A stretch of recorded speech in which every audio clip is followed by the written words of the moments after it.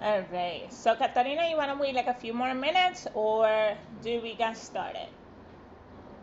I think we should get started because we have so much that we want to talk about tonight, and this is a really important topic. So I think we should jump right in and start our introductions. All right, great. So, hi everyone, my name is Mariela. I am the founder of Project Hearing.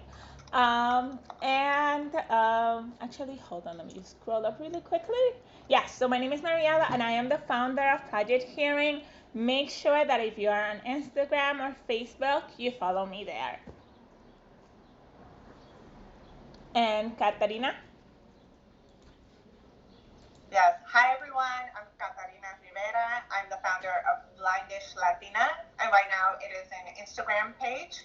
And what I'm trying to do there is share about my experience as a professional disabled Latina woman who has Usher syndrome. And I want it to be educational. I want to build community. I'm hoping to increase inclusion, and but also make it fun and be relatable.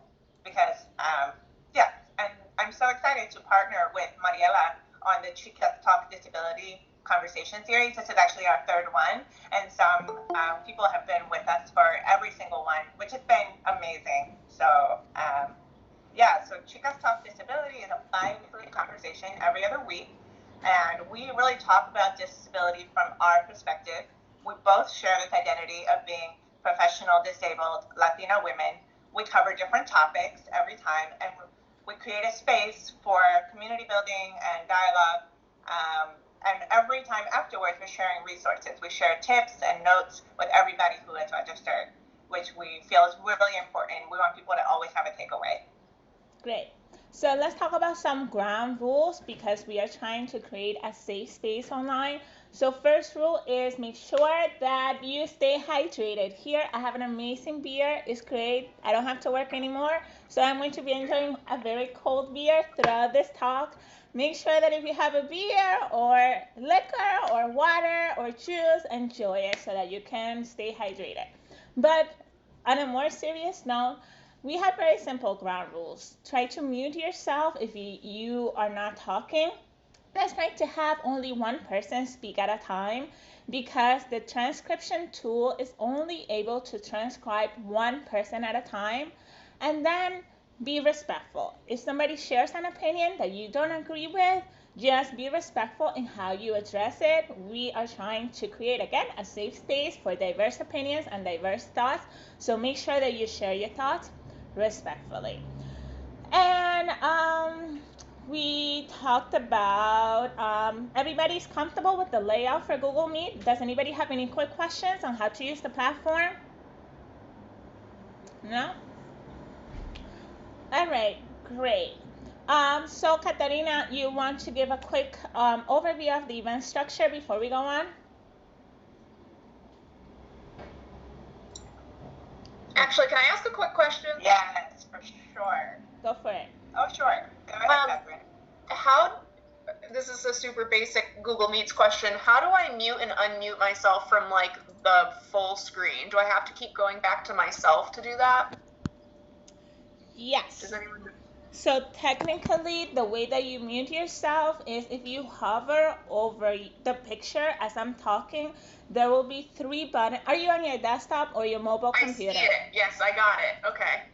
All right, so you just click on over my face and there will be three buttons that show up at the bottom.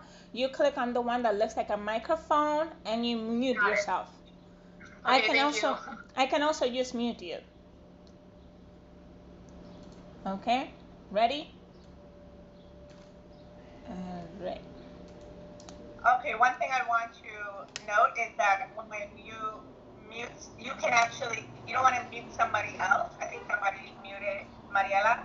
You want to make sure it's your menu and not necessarily, because if it's right over Mariela's face, you're going to mute her directly. And so you have a bar at the bottom that's your controls, if that makes sense. Yes. So. All right. Okay. So, ready? Yes, ready. Just for everyone to remember, we are recording. So we want to make sure we do respect your privacy. We're mainly the ones speaking, but just keep that in mind. And also, what we're going to do today, how we're structuring this event. First, we're going to do some intros. We're going to ask you to use the chat box today. We have so much to cover. This is a really, really important, emotional, rich topic, and it's very complex. So we're not going to do the verbal introductions that we usually do. So we will ask everyone to do intros first. We want to know who you are, why you're here. And then after that, Mariela and I are going to have kind of like, what would you call, I forget what that's called, but it's like fireside chat kind of style. Where she and I will be talking, and we have prepared kind of conversation topics within the overall topic of passing and what that means and what it means to hide your disability and what our perspectives are on it. And then we will reserve the last 15 minutes for you to share your thoughts and comments. If you want to do so verbally, you can do that at that time. Otherwise, engage with us in the chat the whole time. We want to hear you. We're always looking at the chat, and there's a lot of activity that goes on in there. So for intros, please say your name, where you're from, and why you're here today. And just type that into the chat box, and we'll shout out some of them. So your name, where you're from, I see some. Whoop whoop! Welcome, Catherine. Great. Okay. Yes. Yes. You can make real difference when you're organizing at work. Love it. Okay. Get typing.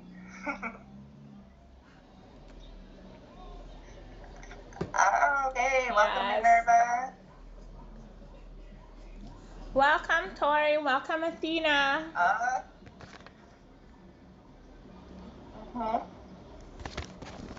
We love that, Tori. So good to see you on here.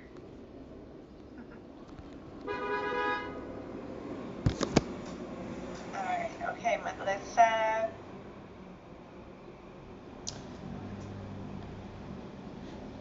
While people keep on introducing themselves, let's go ahead and talk about our respective disabilities, Katarina, so we can get this party started. So, about myself, my name is Mariela. I have a hearing disability. I use something that's called a cochlear implant, which is like a very powerful hearing aid. I lost my hearing at the age of 7, a few months after coming to New York City from the Dominican Republic. And basically, my biggest challenge as a disability advocate is that it's a few things. So one, I know what life was like before losing my hearing and becoming deaf. One of the very last sounds that I remember hearing is the sound of my mom when we were at the playground, and she was like, Maria! And so I know what my mom's voice sounds like. And now that I use the cochlear implant, it's a little bit different. It's a little bit more robotic. There's not as much diversity in sound. Also, one of the biggest challenges that I have had as a person with a disability is that it took me a very long time to say I have a disability, because I grew up in a family that was very supportive, very pushy, and it was always a very Latina family, and so it was like, no, your disability, it doesn't exist. You can do everything that everyone else can do, which was great, but it also created a lot of internalized ableism, which Katarina and I will be talking about today. So Katarina?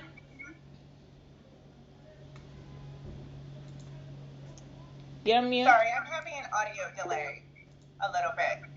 I'm just going through making sure that everyone has muted themselves. I'm hearing some background noise. Okay, I think that takes care of that.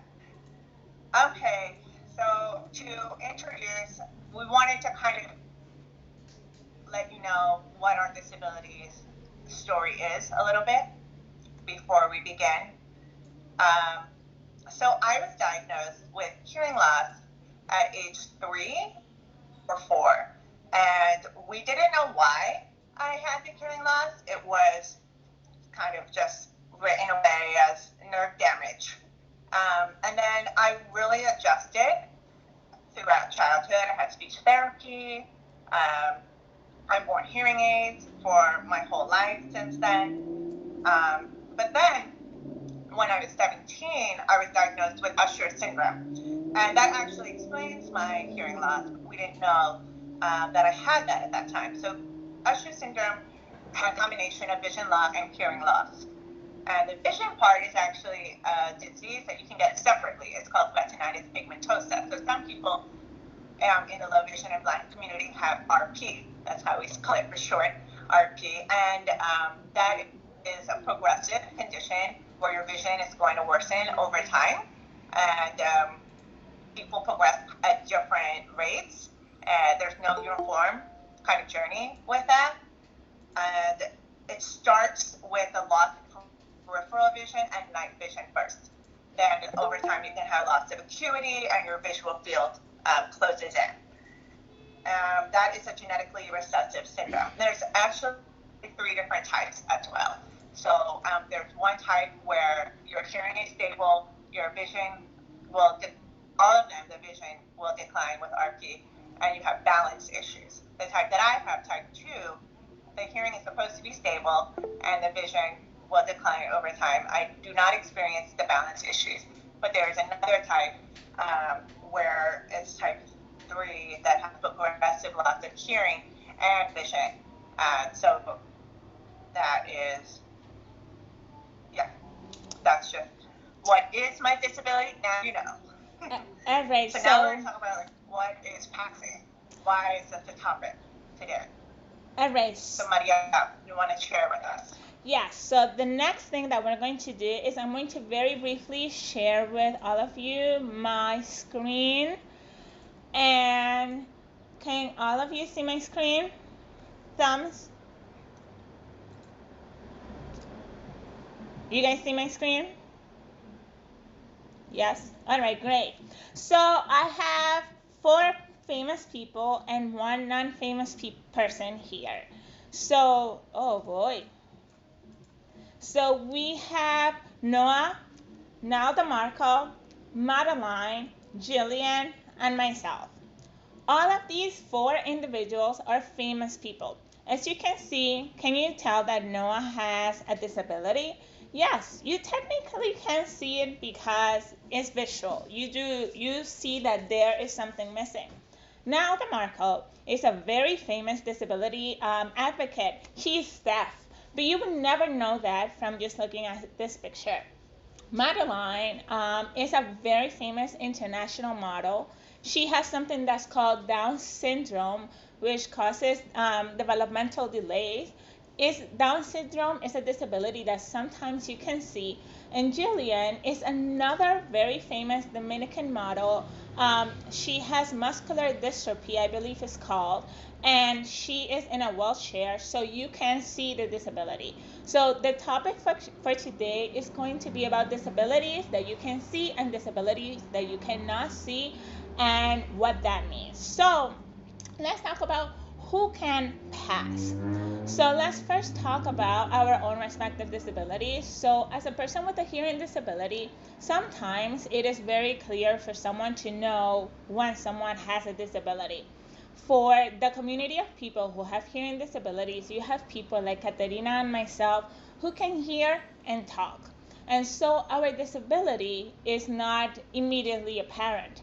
In addition, because of the fact that Katerina and I also took a lot of speech and hearing therapy, which gave us the ability to be able to speak orally and hear. Now, there are other disabilities, as those that I've just mentioned, such as Down syndrome, being in a wheelchair, neurodiversity, things like ADD and anxiety, and then just being someone who has hair. You can just simply cover your disability. So that's really the difference between having a visible and an invisible disability. Does that make sense to everybody? The difference between visible and invisible disabilities? Yes? Okay, great. So, Katarina, why do we pass? Well, there's so much to say here.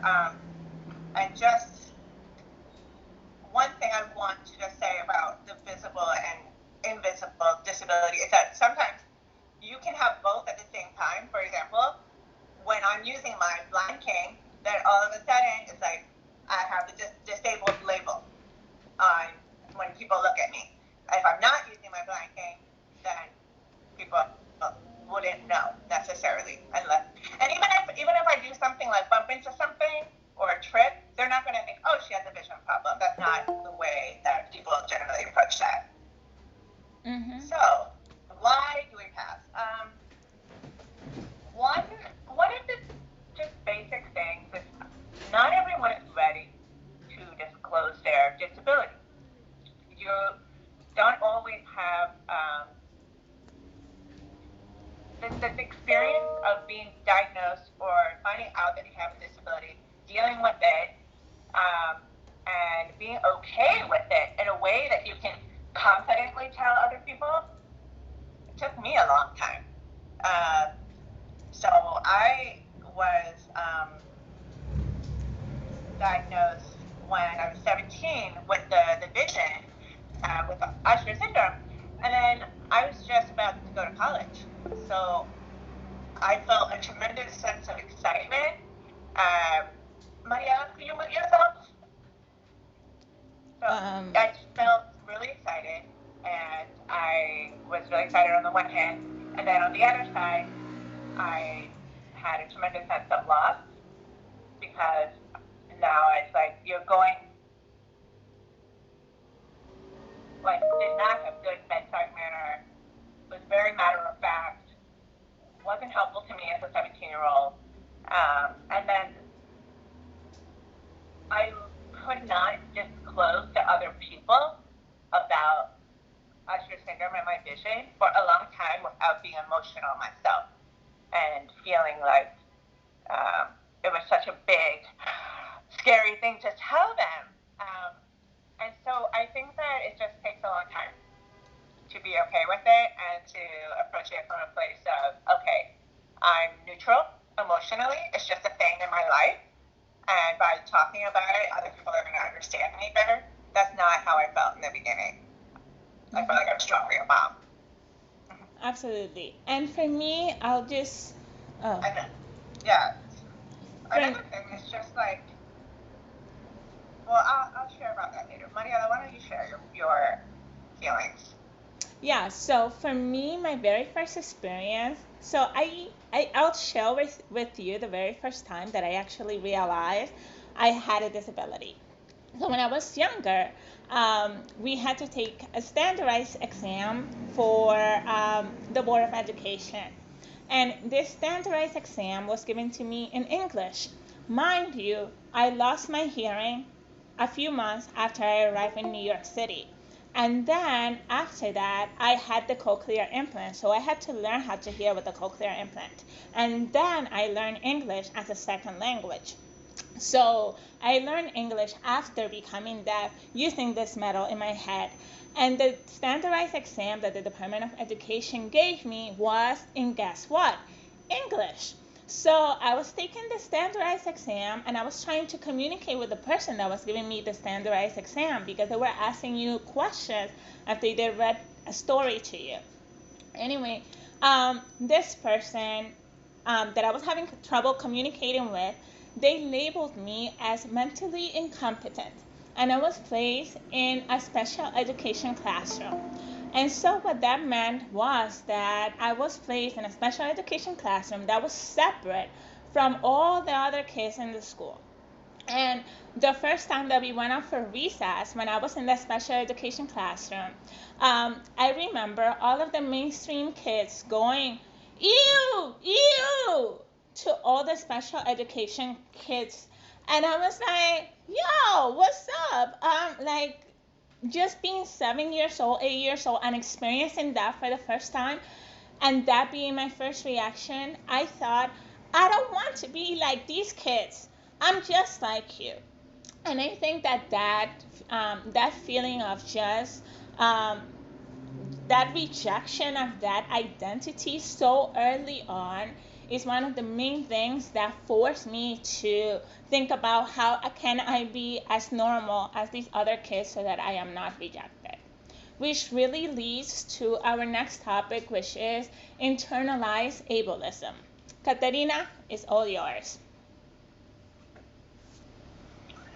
Okay, so first of all, I just want to say a disclaimer, like I'm not an expert on all of these terms. Don't We're just trying our best to kind of put it in what our words are. But if you also have different ways that you view these terms, like add it to the chat box. We want to hear from you as well.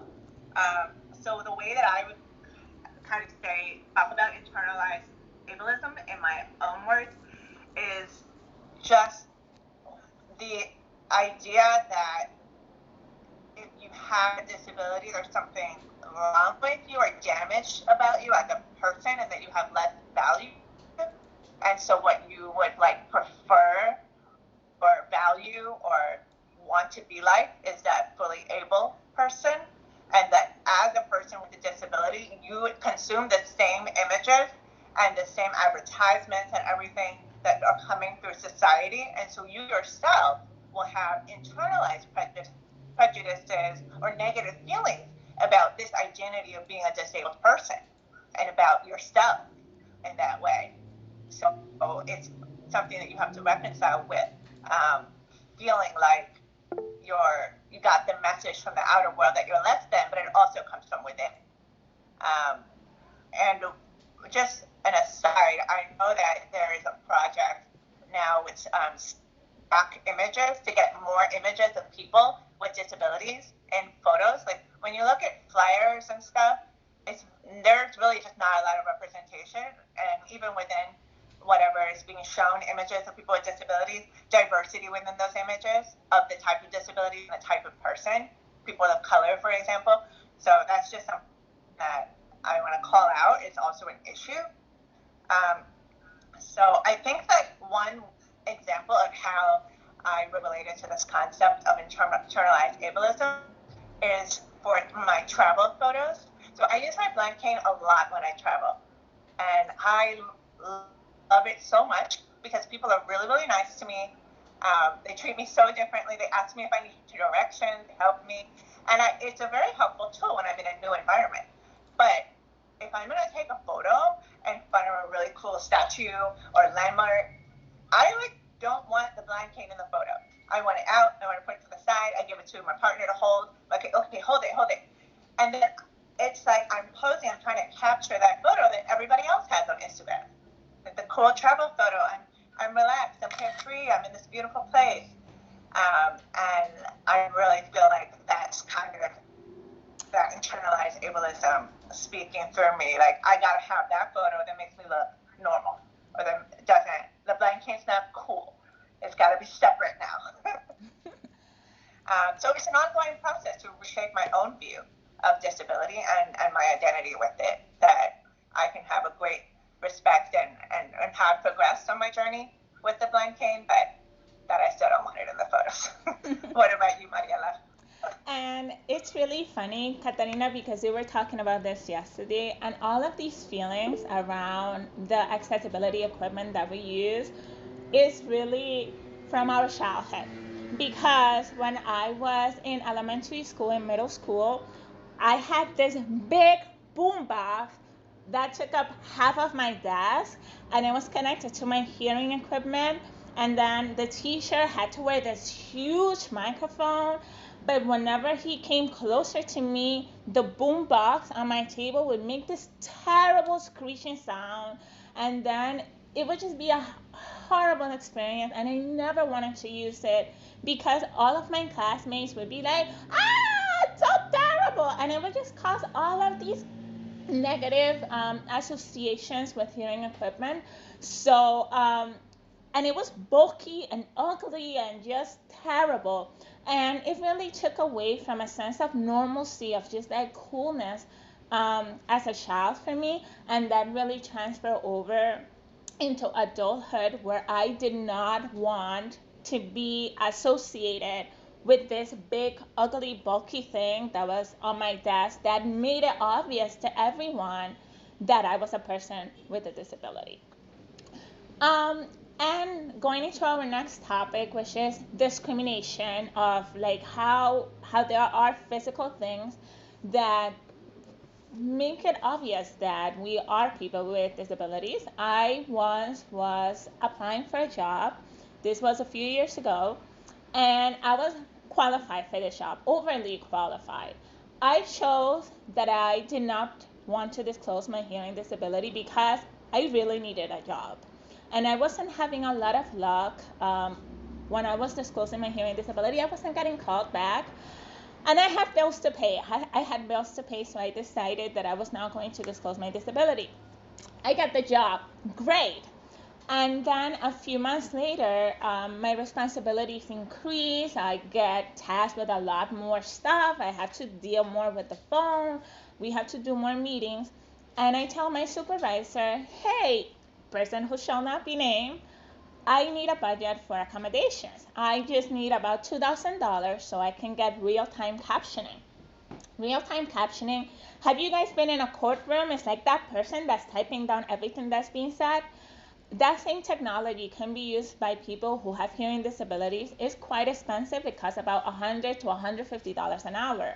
I had asked just for a small budget of $2,000 for the entire year. 6 months later, I exceed expectations for the job. Everything's great. I'm getting a promotion. I meet up with the person that originally hired me. She's having coffee and she smiles and she's like, Mariela. And I'm like, hey, person who shall not be named. What's so funny? And she said, if we had known that you had a hearing disability and you needed accommodations when we were interviewing you, we wouldn't have hired you. And boy, we would have missed out. And I was like,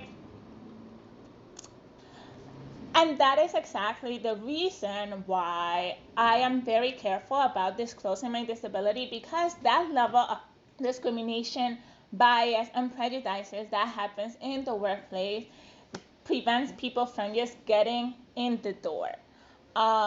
So it's a really big topic. And Katerina, you wanted to talk about your mom when it relates to discrimination as well. 100%. When Mariela shared that story with me, I was like, I cannot believe that. But it happens. It's real. Discrimination is real. In an ideal world, we could disclose, we get our accommodations, and everything would be super welcoming. But we also know that discrimination is out there, and people can reject what they don't understand and can not want to deal with it. It's kind of this idea, I don't want to deal with that. That is you, and you have a lot to contribute. And it's really disheartening to know that that's the kind of treatment that you can receive. So I remember maybe 8 years ago, I wanted to start a blog and start talking about my disability, and I was talking to my mom about it, and she was like, oh, no, you shouldn't do that. You shouldn't put anything online about your disability, because then if you're applying for a job, a company could find it. And what if they don't hire you, or what if they don't?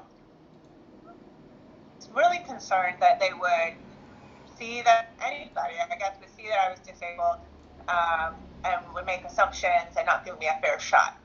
And I think that as a mom, I can understand where that fear comes from, because you feel like you want your child to get the same opportunity as everybody else, and you don't want that to kind of block. But if I had listened to her, then I would have blocked myself from expressing myself, from being I wanted to be a full person and claim all my identity and share my thoughts and reflections with the world. And so that would have been a loss for me. So I think that I'm glad that I went ahead. I did start that blog, and I didn't continue it, but it was good because I got it out there. I started it, and now I'm continuing that work with Blindish Latina. And I do feel the same way. Like, if somebody doesn't want to hire me, if somebody doesn't want to work with me, it's their loss. It is their loss. But I also say that from a point of privilege, because I do have master's degrees and work experience and savings. So someone who really needs a job and can pass with their disability might feel differently if they're in a different situation. Yeah.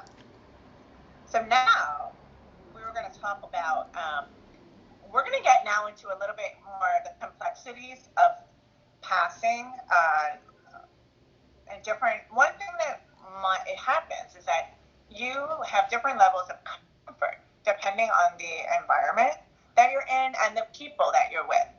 So if you do have the ability to not, your disability is invisible, there are different situations where you don't want to kind of be visibly disabled. So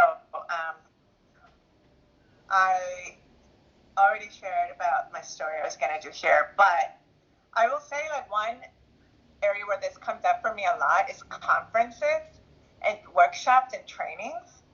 When I go to a conference, a lot of times I do very well in the indoor environment because it's very well lit and my central vision is still pretty good. But it's all the mixers and going out at night and doing the social stuff. Oh, now we have to leave the convention center and go to a museum, and we have to walk there, and I'm going to need my cane. Where am I going to put it? And nobody saw me all day with my cane. So then are they going to be like, what's up? What's up now? Now she has a black cane? Like, what's up with that? And so I don't have time to explain to people who have just met me every nuance. So a lot of times what I do is, if there's a group of people, I just don't talk to anybody, and I walk in the back and I follow them. I just follow them, and like, it's just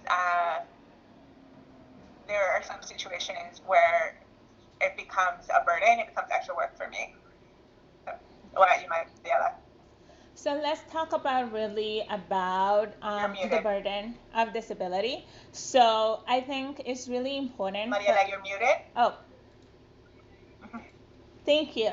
So let's acknowledge the burden of having a disability, and let's acknowledge that being a person with a disability takes a lot of work. Especially for me, when I am tired or when I'm stressed out or anxious, I have problems with my hearing. And especially, as Katerina mentioned, when I am in a conference, when there's a lot of noise, and it's like one of those long conferences where you have lots of fear, I have to focus a lot. And there is something that is called hearing exhaustion, because for people that have normal hearing, your brain does this really beautiful thing of just taking information, processing. It is a process that took millions of years of evolution. For me, when I hear, I have to hear through this metal in my head that my brain has learned how to translate electrical sounds that sound robotic into sound. I have to read lips, which now, because of coronavirus, is difficult, impossible. I have to process the information that I'm hearing and then translate it. Kind of imagine going from Spanish to Russian and having to do it in real time all day long. It is exhausting. By the time I get home, I am already like just emotionally, physically, mentally drained. It is a lot of work. And so, not everyone has the patience or the ability to deal with that. And then I'm also depending a lot on context clues. Like, for example, if you tell me, come here, I'm hearing you say come here. I'm translating come here into my brain so that it sounds like come here. I'm trying to lip read you say come here. I'm watching out for context clues that say come here. And I'm doing that all day long. So being able to hear takes a lot of work and a lot of energy, and explaining that to people takes time and energy. And Catalina, I'm just going to go into the next point, which is it's hard also being the person with a disability all the time. Um, there are times that I just want to be just like everyone else. I don't want to enter a room and have a neon sign on my head that says, that person has entered the chat. I just want to be a person first. I want to be Mariela first. I want to be the cool kid with the braids and the blonde hair who knows about technology before people recognize me as being a person um, with a disability. And it's also very, very hard when you're a person with a disability that needs accommodations, such as trying to get a budget approved, dealing with HR, putting a request letter, getting approval from your supervisor. All of these things are incredibly draining and discouraging. So that is one of the main reasons why I passed. And Katerina, you had a birthday story that you wanted to share with the group? Yeah, so I wanted to add on to what Mariela was saying about the work of being disabled. And for me, I have the same things that she's going through with lip reading, context clues, trying to figure out what is going on, the hearing part of it, and then with the vision, sometimes I feel like I'm in a video game. Like that in terms of planning my movement. So if I'm on the New York City street, it's like boop boop, obstacle here, person here, this person is, I think they're moving slowly, can I pass them? What's around me? It's like a lot of work to make sure that I'm getting safely, even like down one block. Then depending on like knowing where things are, remembering where things are in a new environment. When I walk into a restaurant, a lot of times I feel like I can't even hear anything if I'm with my partner, because the visual is just taking over. That I'm in a new environment, it overwhelms me. It overwhelms me. The light, I'm not adjusted yet with my eyes. I don't even know where to stand. So I look very awkward sometimes if I'm just by myself, because I don't know where the hostess is. I just kind of go in and I just stand in a place that I think I'm not obstructing anyone's motion until I can adjust a little bit to the space. And then I'm like, oh, okay, here's the hostess. Hi. And I just like don't. It's a lot of work to navigate all of that. Where my bag is, where the bathroom is. That's a fun one in New York. How is the bathroom set up? Where is the light switch? Where is the light switch? I'm going to do a series online, like where is the light switch? Because I have been unable to find. Sometimes I haven't found it in time. I really have to go to the bathroom. I'm using my phone flashlight, and so there's some fun stories about that. But yeah, sometimes I'm just spent.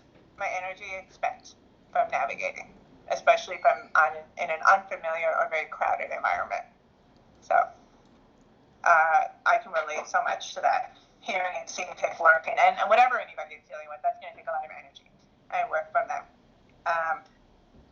And the other thing about like not wanting to be the deaf person, or the person with a disability, and having that identity as kind of clouding who you are.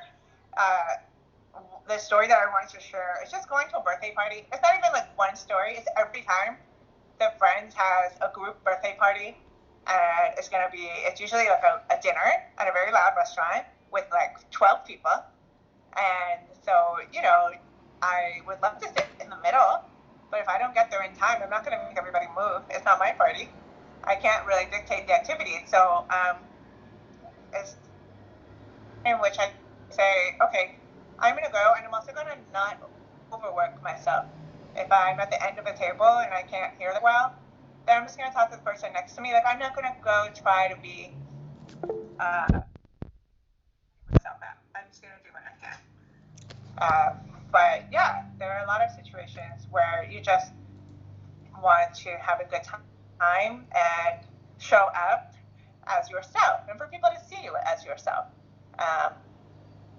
So yeah, I think I will stop at that point and then pass it to Mariela. We're going to start talking now about different situations in which we pass. and some stories around that. All right, so I just want to say that if you are a person that does not have a disability and you are hosting maybe a birthday party or like an event and you want to be inclusive, one of the main things that you can always just do is just ask us, hey, what would be helpful for you? Do you want to have preferential seating? Would it be useful if we have a brightly lit restaurant? Just asking and making that accommodation means you're going to be our best friend forever. So let's just start there. But anyway, going back to the topic of in what situations do we pass? For Katarina and myself, I talked previously about job interviews. You put your hair down, you cover the hearing aid, you ace that interview, and you can evade job discrimination. But we're going to get into a really hot and spicy topic, which is dating. And Katarina and I were talking about this last night and we were just cracking up, so we hope we can make you laugh as much. So I'll start with a story. This was years ago. I'm just making sure my boyfriend's not listening.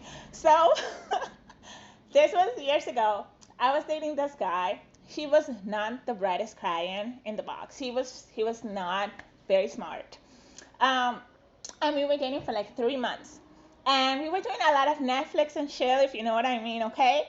And every time he would like try to touch my neck, I would be like, hey, what's your hair, you know?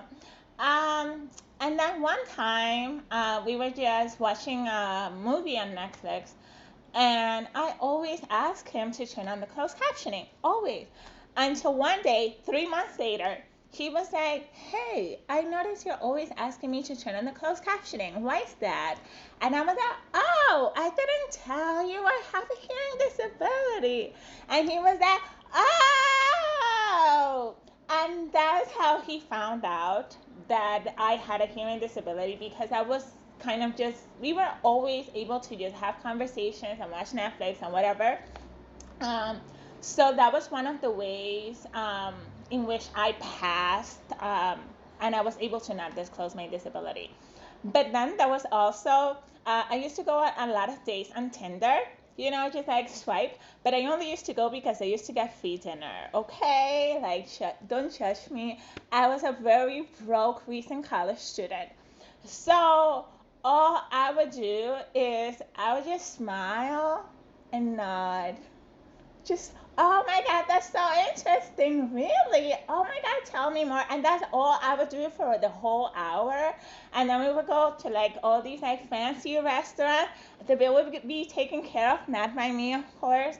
But like looking back at all of those situations, the light touch of the arm, the smile, that I had no idea what they were saying. They were probably telling me like, I'm going to murder you tonight. I'm pushing you into my trunk. And I would have been like, oh my God, really? Tell me more. So that's one of the situations in which I passed. So Katarina?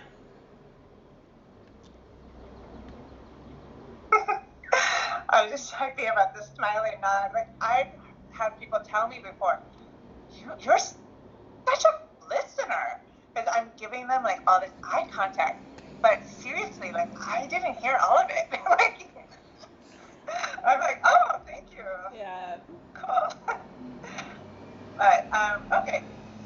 So just talking about dating in general. I think that there are different schools of thought with dating, and I understand why people would approach it different ways. Some people want to disclose before they can meet the person, so that they can filter out anybody who's not going to deal with it, who's going to be an asshole about it. And that's like one school of thought. I feel like there's background noise somewhere. Someone's unmuted. So yeah, that's one school of thought. You can just get it out of the way. I think from my perspective in the past, like, I did it on a need to know basis. And I did have a system. And it wasn't necessarily that I was trying to hide my disability.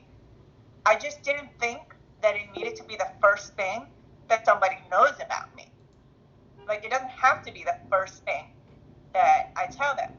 Like, for example, if you have some type of trauma or some issue from childhood or something that you're struggling with, you're not only going to tell a new person in your life that you might want to date, like right away before you meet them or on the first date. You kind of want this progression of like getting to know them and feeling like you have a trust built.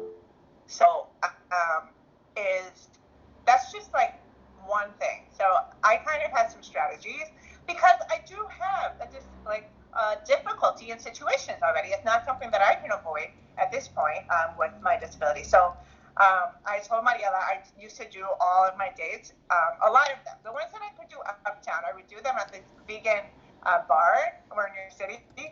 And so the bartender would see me and be, hey! And I just have like different people. And then, my dates would leave and I would hang out and talk to the bartender like about the date. So it was, it was fun. It was like a safe place. I knew where everything was. I knew what the menu said. So, that was kind of something. I would try to get there first, which is really hard. I am part of the Latina stereotype that being late to places. So I would try to get there first so I could have that weird moment of, kind of adjusting to the light, figuring out where I could sit and all of that. I love to sit at the bar because then you can be close to somebody and have a better chance of hearing them and also just seeing their lips better. That was something that I would do. Trying to get someone to show me where the bathroom was if I couldn't find it and try to go before they get there. What else? On my hearing aids, I can change my settings to restaurant mode, which helps to suppress the background noise. So I would try to have that already set up. Otherwise, I'm kind of like touching it and doing it like this in front of them, surreptitiously. That's it. That's kind of like the light, what do you call it? Swipe of hair, you just move to the back. Oh yeah, I think you just switch it. Yeah. Oh yeah, yeah. The other thing that would happen is like I would try to like not. The thing that it would become more visible is like if I'm walking somewhere with somebody else, and then I would usually sometimes what I would do is just hold on to their arm, and so then they would think, wow, okay, getting close, but like I needed their help. So it was just like these little funny moments. And I even remember when I started using my blind cane, I would put it away on the corner. I'd be like, oh, that's the restaurant. And, it's just funny stuff. But it was really about not wanting to get so heavy on the first date and just getting to know them getting to know me a bit, avoiding that kind of, if they were going to reject me, I was going to be okay with that, if that was the reason why. But I also wanted to maintain my safety and not be seen as vulnerable or needy right away because you don't know who's out there. There's a lot of creepy or people that, might take advantage of that kind of situation. So that was kind of how I approached it. With my current partner, I didn't tell him about my disability, but we were also long distance. We were speaking for 4 months, long distance, and then he came to visit me. And I did tell him that first time that he came to see me, but we had already built so much trust. And I didn't know how he was going to take it, but he was really, really great. Just asked me questions and was curious about it. And I just think he didn't know like how it affects me in every situation in every part of my life, but he kind of just signed up for the ride. And so here we are. We've been dating for a while now, and it's been going very well. And we're partners in business and living together and all of that stuff. Awesome. So, yes. Katarina, maybe we should move on to what we learn about how we feel about passing now, just in the interest of time, yes? All right, so I will start. Basically, with passing, it's really about there are levels to disclosure. There really are. As Katarina mentioned earlier, you don't go on a first date and tell the person your whole life story and like this thing that happened when you were like 5 years old and your goldfish died. Like, you don't do that. You have to be able to know who you're dealing with, really. And I firmly believe in that because not everybody's a good person. When you go out to the club, you don't know if the person has good intentions. When you go to a job, it's really up to you what you're feeling. Maybe if you feel that the organization is going to support you because of your disability, go ahead and disclose. If you really need a job and you feel like you're going to be discriminated against, don't disclose. It's really on a case by case, and really there are levels to disclosure. Do what you feel is best for you and what you feel is most comfortable for you. I do have to admit that not disclosing and having an invisible disability has been a double-edged sword. And I say that because this happened very recently at my job. We were having a meeting, a conference meeting, and somebody had asked me, this is like 15 people in a meeting. Somebody had asked me, Mariela, when is the meeting? And I heard, where is the meeting? And I said, oh, the meeting is going to be at this room location. And the person, let's call her Karen, she said, in front of 15 people, that's not what I asked you. And she said it in the most horrible attitude. And it was simply because I didn't hear. I took this person aside and I said, Karen, because we've had this issue before, and I said, Karen, I just want to remind you, I have a hearing disability. I don't always hear everything you say. So just try to have a little bit more empathy. One of the things that I will do every once in a while now at work is that I will remind people that I have a hearing disability, because I think people just forget.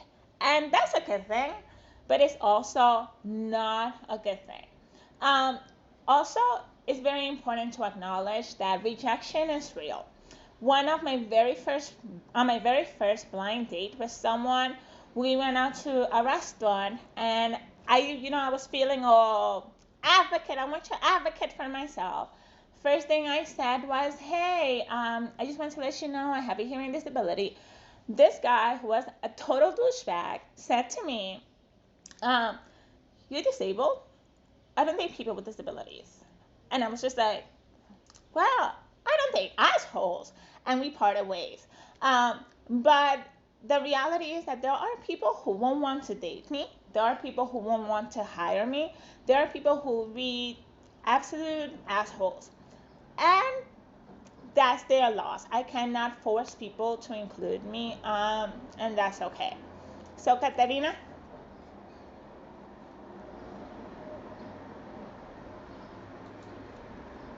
Yeah, I think that's a really important point.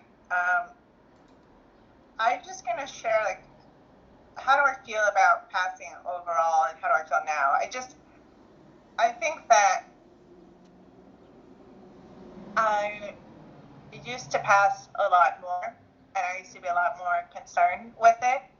But I think that right now I just feel comfortable that my disability is a part of me, it's a part of my identity, and that I can help to increase other people's awareness. I can help to kind of, whatever assumptions they had about a person who is disabled, I can make a new story for them, help change their inner narrative.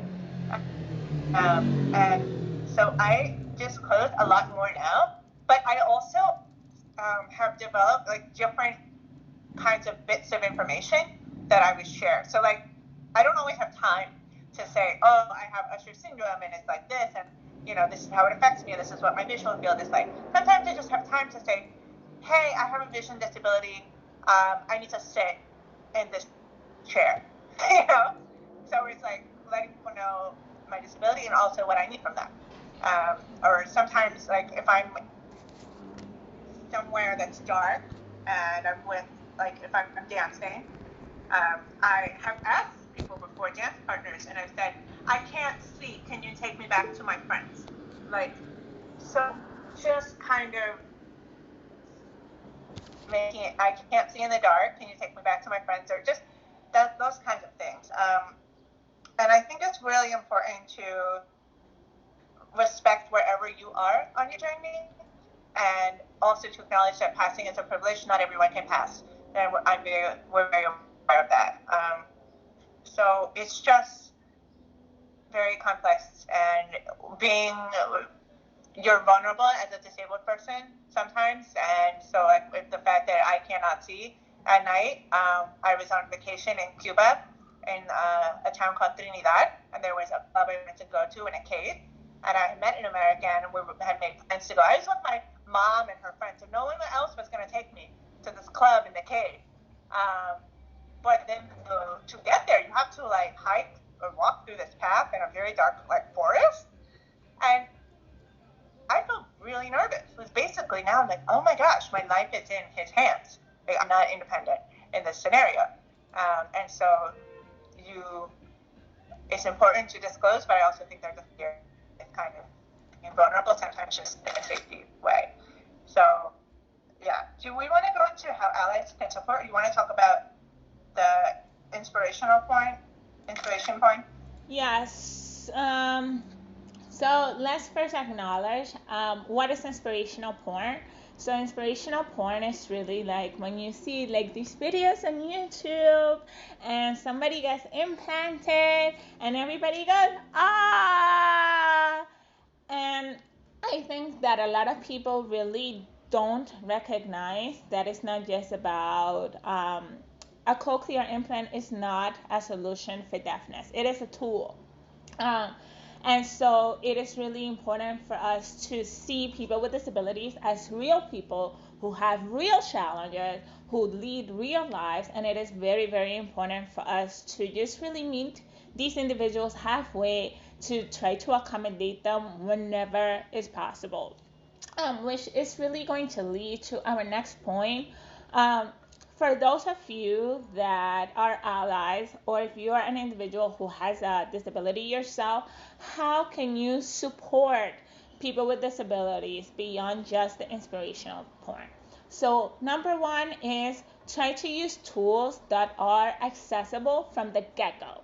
So if you have a budget within your organization, try to set a budget aside for captioning for conference calls if there's someone in your organization that needs captioning. You can also use Google Meet, the platform that we're using to host this event. It costs $6 a month. Totally doable. You can try incorporating text messaging, which we do at my job, turning on the closed captioning during Netflix and chill. You can also, even when you create a video on social media, make sure that that video is captioned. I will be leading a workshop on May 21st. If you're interested, Katarina attended that workshop. I also had Carolyn attend that workshop. So they're going to be creating captioning. So make sure that you use tools and you create technologies that are accessible in everything you do.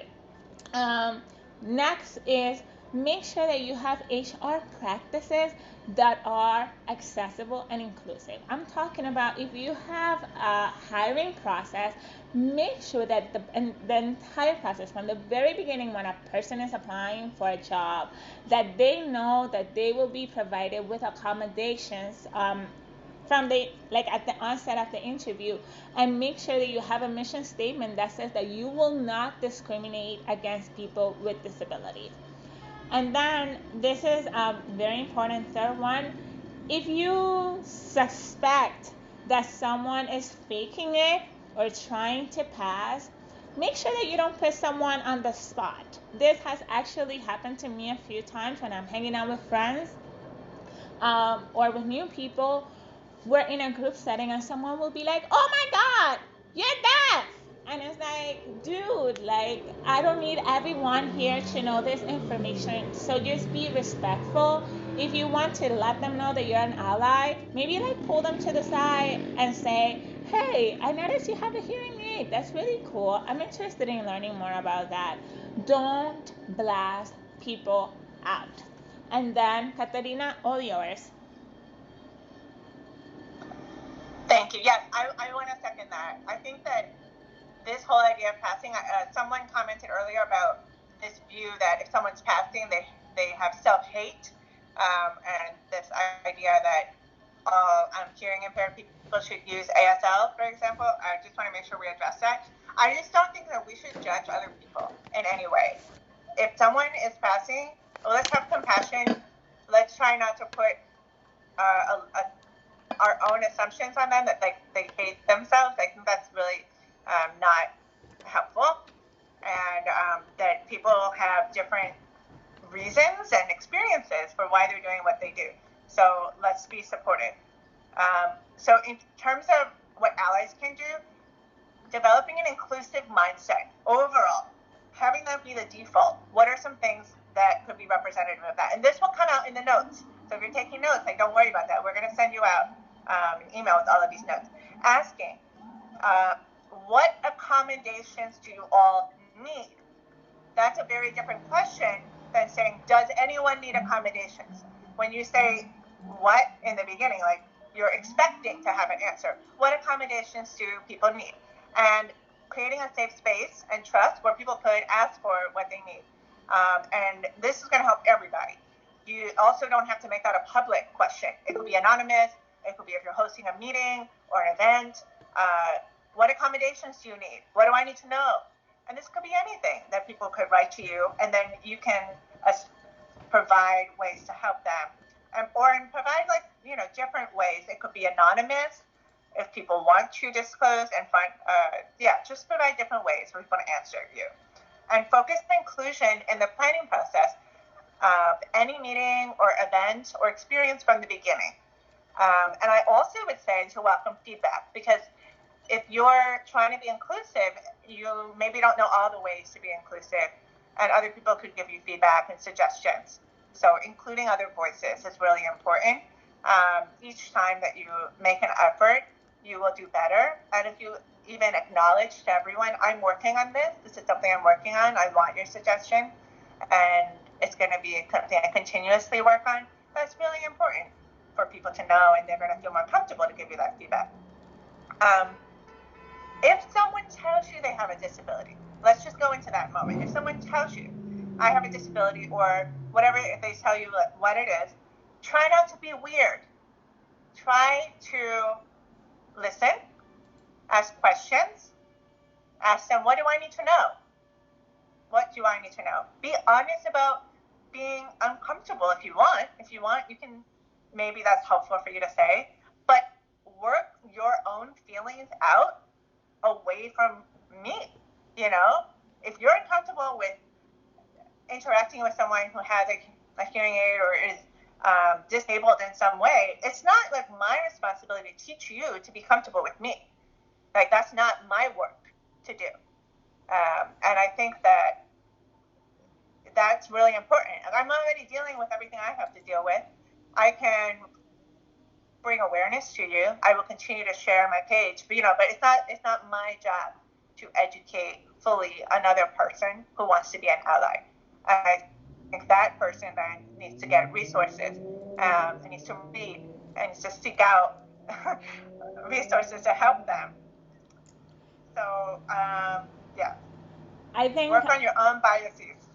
Yep, absolutely. Katarina made it a great point. It's really not my job to make you comfortable. It's really your job when I tell you, hey, I have a disability. Really, like, don't be weird. Ask questions. Be respectful. Like, for a lot of people to say, hey, I have a disability. I need this thing. It's really hard already. Like, don't make it even harder for us. Just treat us like human beings. But we're going to close up this by some tools and resources that you can use to be a better ally. There are some shows that we absolutely love on Netflix. One of them is Special. One of them is Atypical. And the third one that I absolutely love is Crip Camp. They are all on Netflix, and they are amazing. They will change your life, okay? But second thing you should do is you should follow Katarina at Blindish Latina and myself at Project Hearing. When we first started our respective accounts, it was very hard for us. It's like we're putting ourselves out there and making our lives public. But we're doing this because, again, we're trying to remove the stigma around disability, around being people with disabilities. If we don't talk about this stuff, how are we going to remove the stigma if there's so much around it? We need to talk about this so that people know that this is like totally normal. And then also just try to meet real people with disabilities. Of course, you probably can't do that right now because of everything that's happening with coronavirus. But when this is all over, just try to go to events, meet people, learn about different disabilities, learn what people are doing, and diversify your friends list.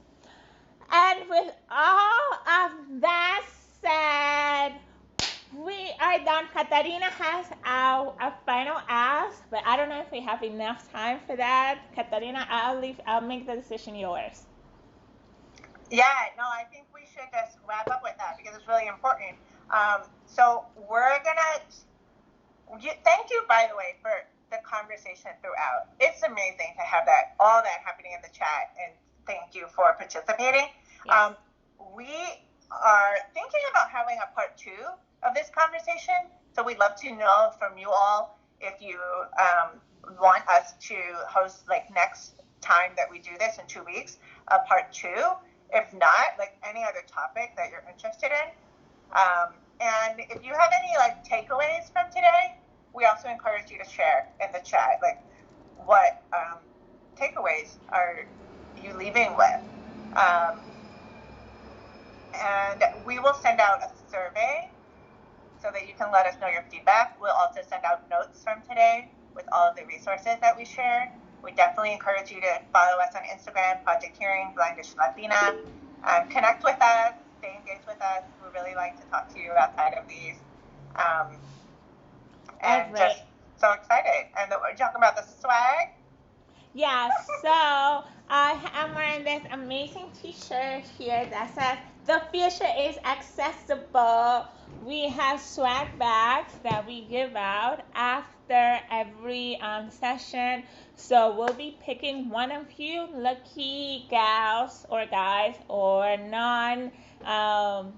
what do we call it? Non-gender binary people to be one of the winners for our The Future is Accessible swag bags. So Katarina and I will be running all of your names through a list, and we'll be giving a swag bag that has this logo, and we'll be mailing it to all of you by the end of the week. And with that said, we'll be sending out the survey and notes in the next few days.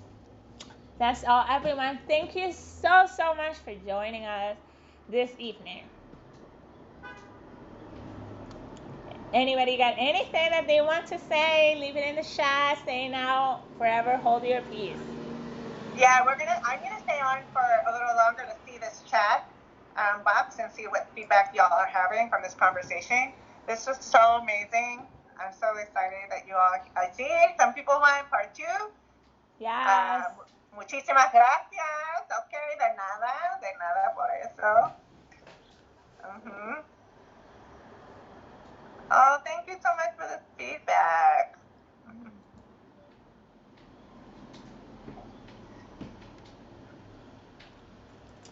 Oh, Crystal, if you want to send me the card, I'll be more than happy to share it with the group. So just make sure that you email it to me, and I'll put it in the notes to send it to everyone. Yeah, I already put my email address, so she can send it over. Perfect. Yeah. All right. Okay, so maybe it's gonna be a part 2. If you have any other feedback, we're here. Oh, and also Google Meet is free now. That was a big change that they made. It is free. So any video call that you're going to do now in a Google Calendar invite, you should have the option to do it on Google Meet. It's integrated in there, and that has the closed captions available just like today. So it used to be something that you had to pay for. This is a change that happened in the past week, which is awesome. Yes.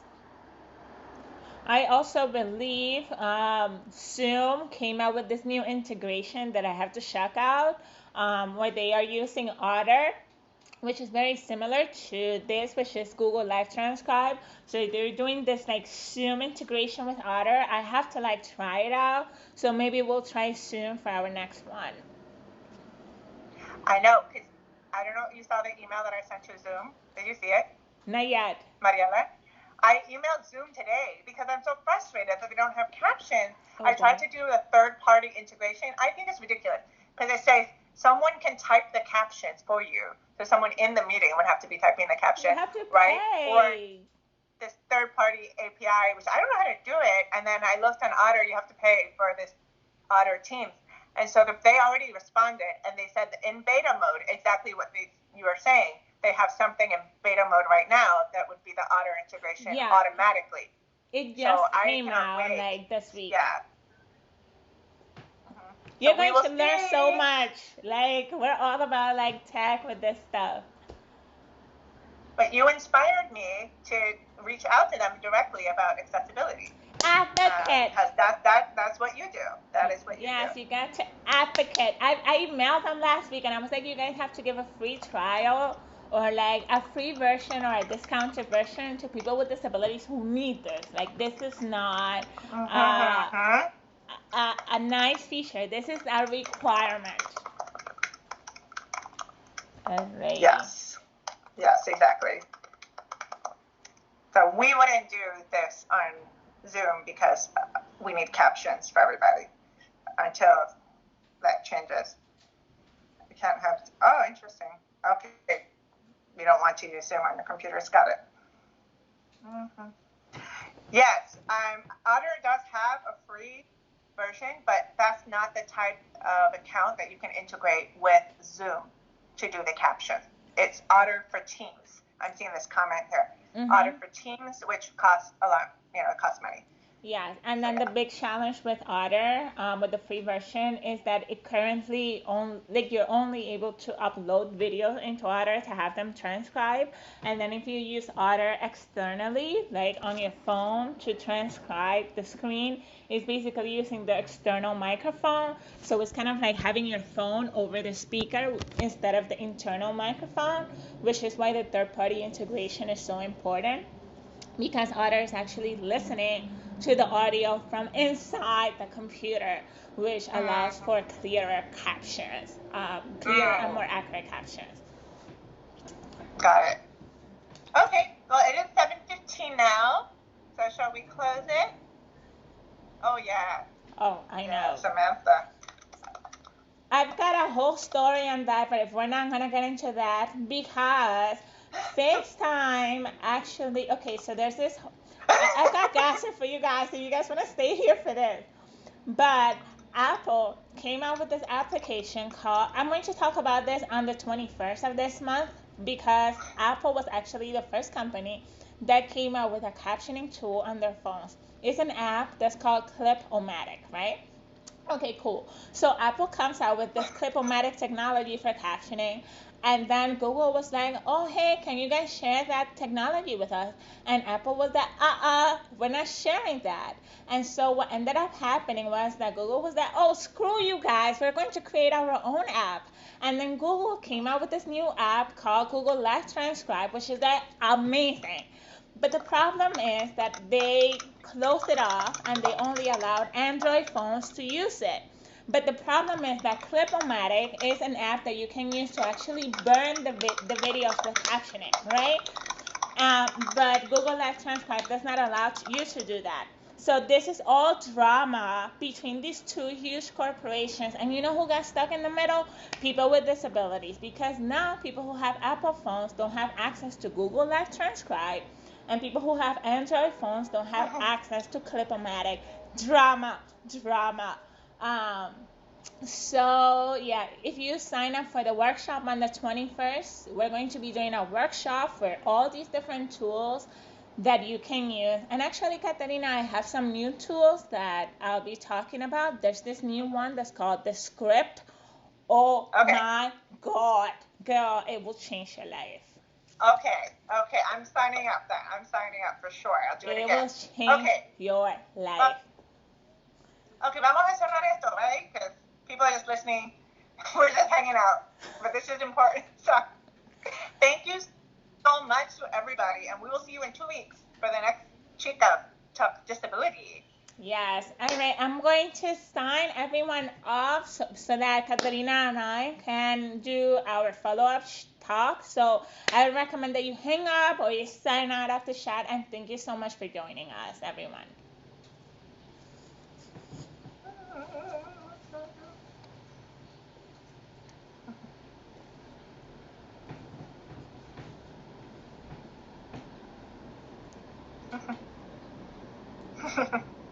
Okay. I'll do it for you, Athena. Thank you. Bye bye. Thank you. Woo! We are done. Oh my God, that was so. I think that was our best one so far. That was awesome. And we have people coming like that. Samantha's there every time. Yeah. Like, that is so nice. Oh, hold on. I need to make sure my recording went through. Hold on. Yeah. Yeah, take off the recording. Okay.